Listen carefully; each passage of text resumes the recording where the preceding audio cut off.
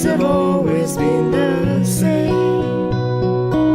So why worry now?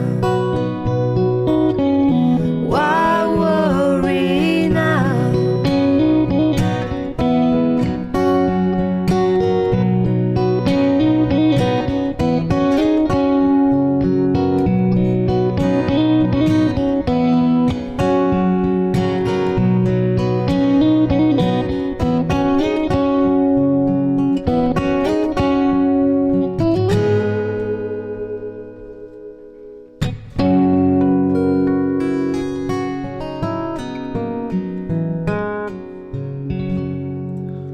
Why worry now?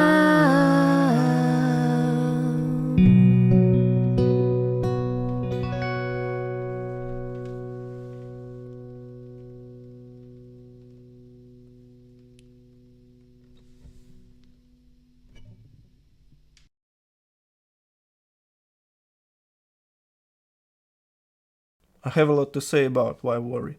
The song is easy, after all, this is a lullaby, and it sounds much better if you can sing it with somebody. I think because it was written with multiple voices in mind and was performed by those voices, by the Everly Brothers themselves.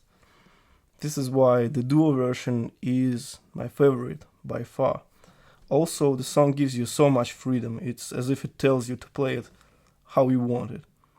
You want A instead of A7.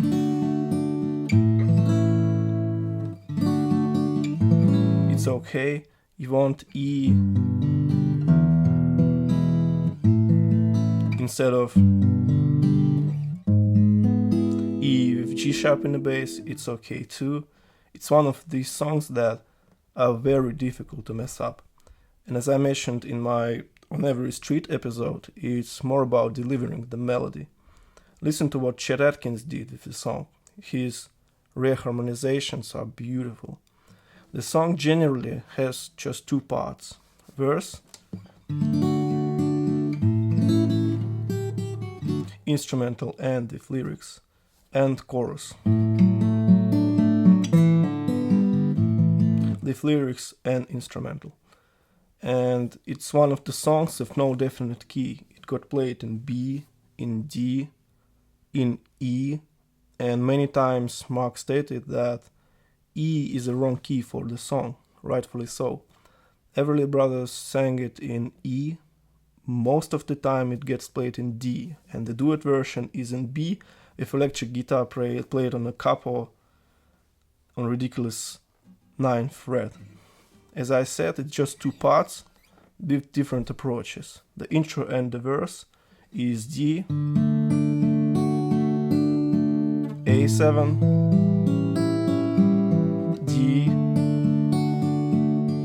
A7, D, F sharp bass is optional, to G. This is E major arpeggio right in the melody. Technically it's E7 with G sharp, but it can be easily replaced with plain E major or E with G sharp in the bass. Then A, B minor, or B minus 7. A. Again, C sharp bass is optional.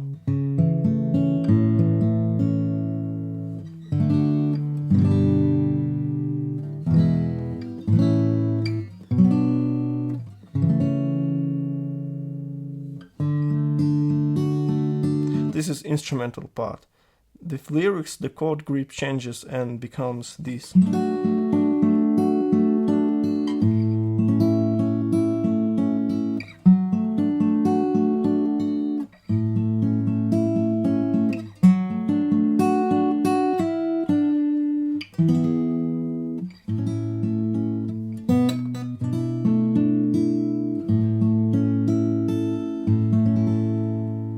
some usual simple voicings, but nothing too complicated. The chorus is basically the 3-chord trick, if you know what I mean.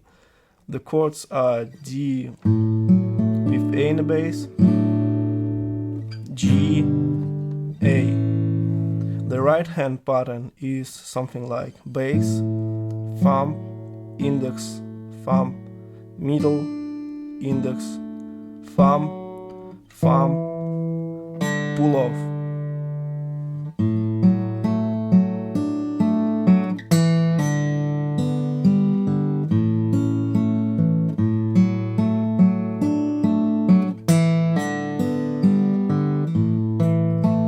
The rest can be anything, but the crucial part is this thumb, thumb and pull off move to G and A.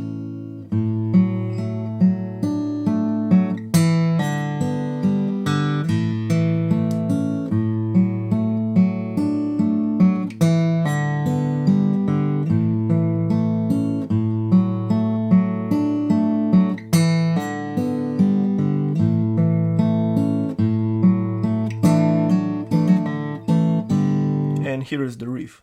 It starts like before, the thumb, thumb and index.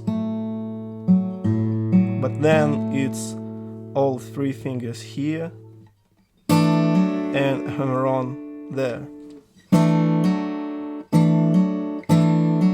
Very country inspired lick.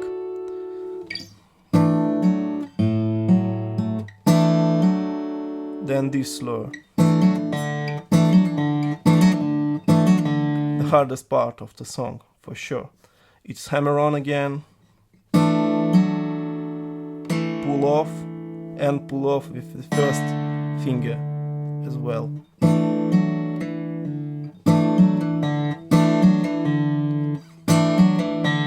Ideally with the second finger still in place. This finger goes neatly to this D shape, D5 shape. Another option is just to mute this G string.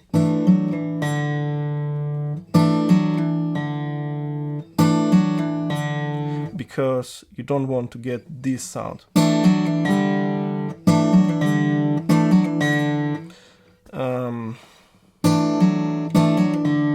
To A for a split second, to G and A. For a more tasty sound, I'd recommend to mute this string immediately. First of all, it makes fingers ready for the riff and also creates this cool sound.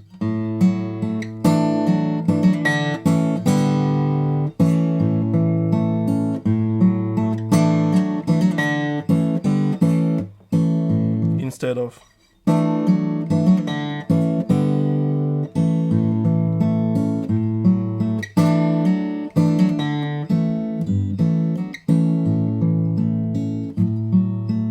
this line is just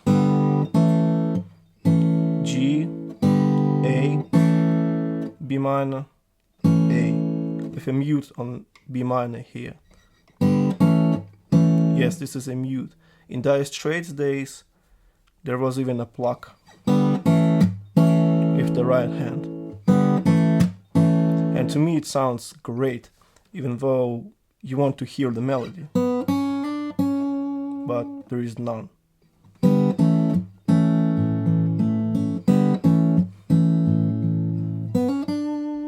Keyboards do the melody. But on its own, it's B minor, of course.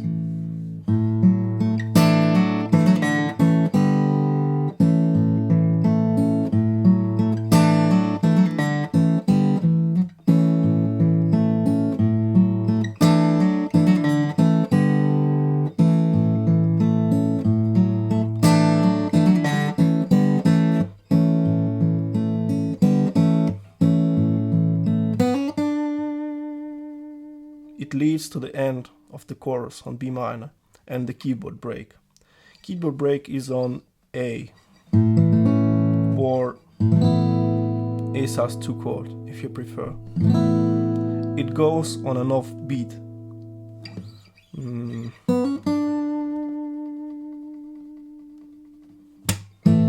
There's no need to count anything really, it's more about the feeling. Just don't forget to tap your foot all along. It's a downstroke on the beat and then hit the A chord, then you raise your foot. And it happens on the 6th tap, starting from the last note, from here. 1, 2, 3, 4, 5, 6.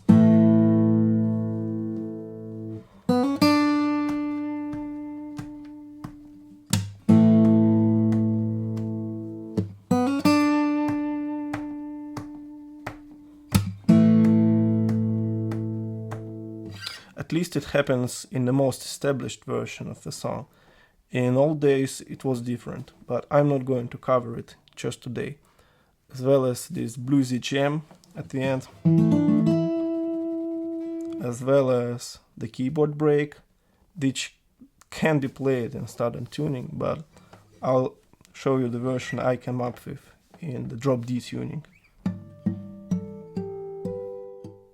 Now, if you want to play the duo version, it's pretty much the same thing for electric guitar, but play it up on the 9th fret. My only advice for you would be to play as little bass notes as possible, because on any type of guitar then you play so high up the neck, here in a dusty end. There's too many overtones on the bass notes. I even tried it on my Knopfler Signature Stratocaster and it did the same. So avoid these bass notes and you'll be fine. The rhythm guitar is even more simple than before. To play without keyboards, I like to use the drop D tuning. The chords are G, C, D with A in the bass for the intro and chorus.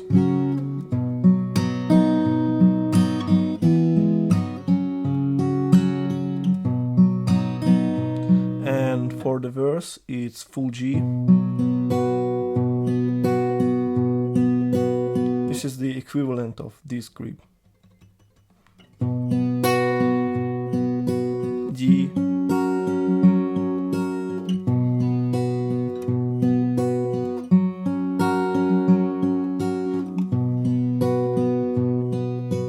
C, A,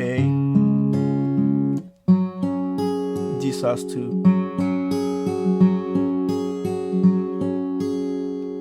The last bar of the verse sounds great in drop D.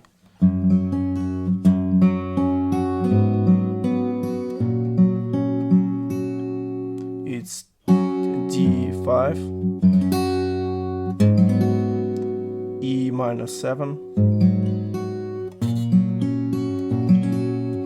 D with an F sharp in the bass.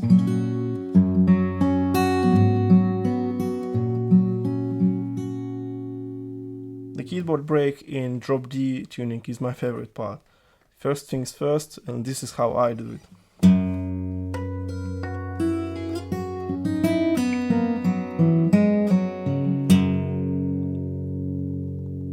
Hit the lowest string, then I use this shape. Open, open, open, open, first, second.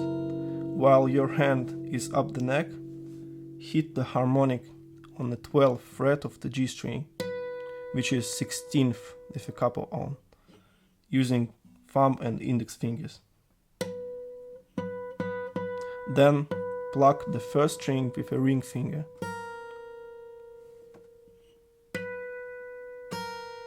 Then repeat it on lower strings.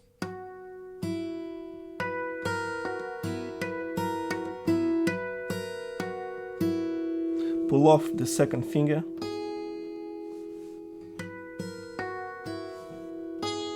Slide first finger to the 3rd fret. This pull off gives a split second for the picking hand to get back here.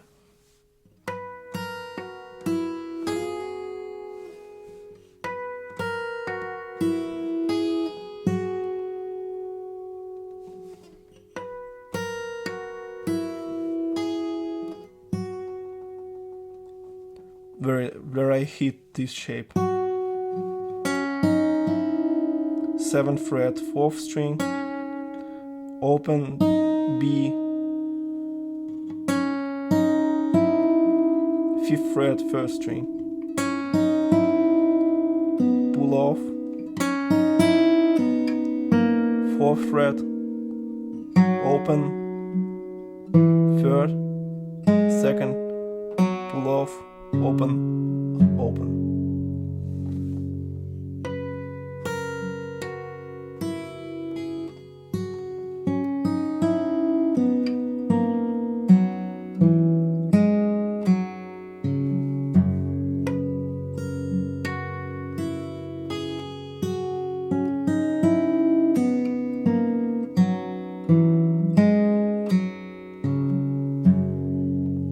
Of course, the challenge here is to let everything ring as if you hit the pedal on the piano, and this arrangement allows you to do that. But what I love the most is that there's everything in this little phrase: cascading harmonics,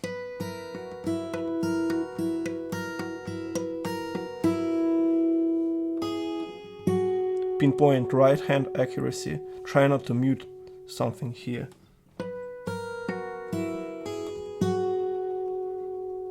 stretch over 5 frets, a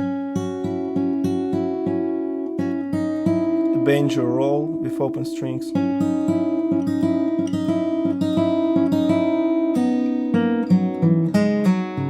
and a bunch of pull-offs.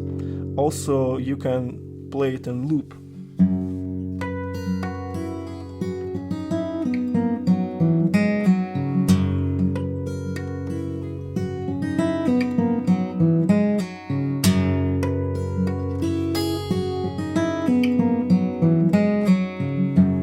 Overall, this is a great exercise, which happens to be the great piece of music too. I hope you like it. All mistakes are intentional, and I hope I did as little them as I can, because songs like that are destined to touch people's soul and to become signposts in people's lives, as Mark would say. It's just the way it is. Thanks for watching.